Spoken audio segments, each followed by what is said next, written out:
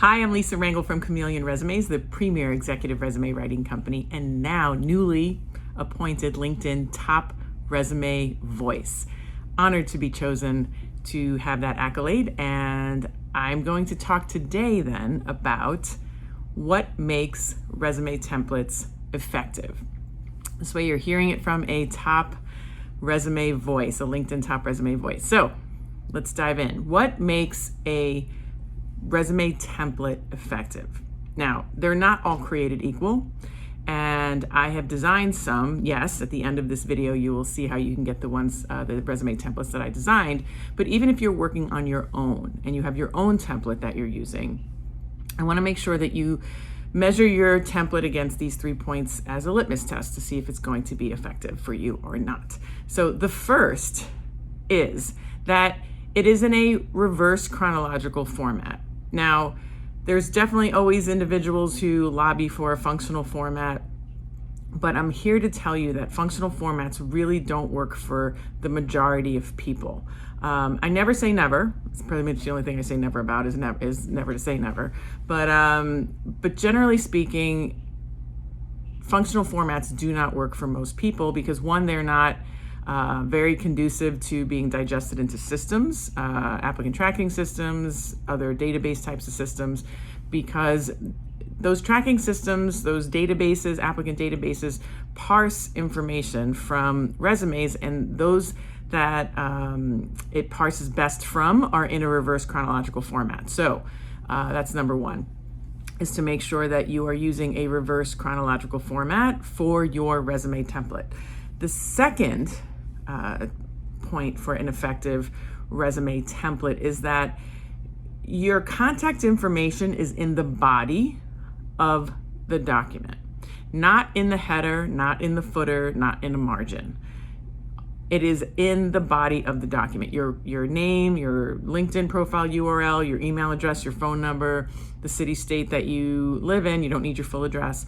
All of that at the top of your resume should be in the body of the resume and not in any of the outer margins, footer, or especially the header. Some people put their contact information in the header to save space for the body. And I'm here to tell you that the reason why you don't want to do this is because many applicant tracking systems and some email previewers, if a recruiter or hiring manager is looking at your resume, they'll click on the attachment of the email without actually opening it. And there could be a previewer window that allows somebody to read the email without actually fully open it. Some of those email previewers do not let someone see what's in the header or the footer or the margins.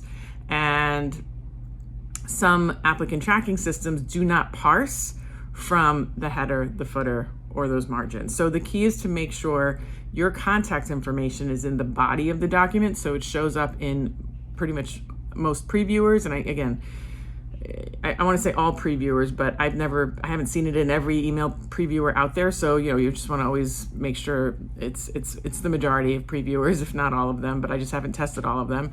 And it's when the contact information is in the body of the document, it has a greater chance, if not 100% chance, of getting parsed into a system when it's in the body of the document. So again, I haven't tested out all ATS systems, but of the ones I used, it is parsable when it is in the body of the document.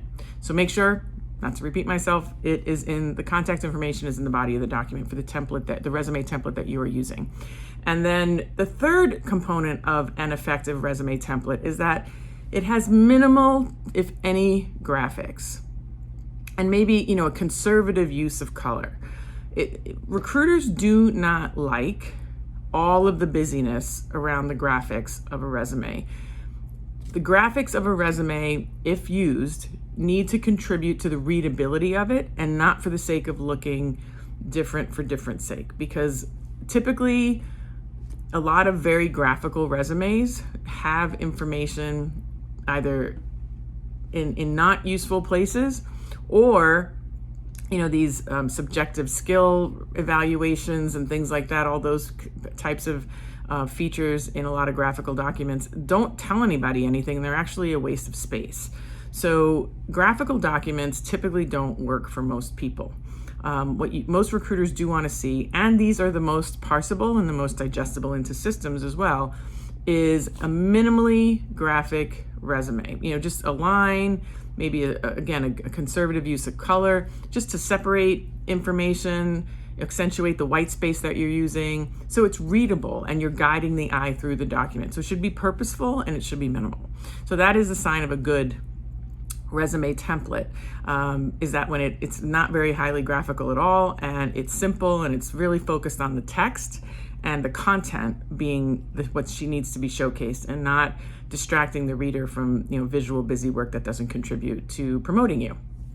So those are three points that you can evaluate the template that you're using against to make sure that it is an effective resume template. Or go to topresumetemplates.com directly and you can grab your copy of the templates that I've designed personally. So if you like this video, I'm going to ask you to like it. If you know someone who will benefit from this video, I'm going to ask you to share it. If you have any comments or questions, feel free to comment below or DM me, or email me at lr@chameleonresumes.com. I do my best to read and reply to every message, comment, and email.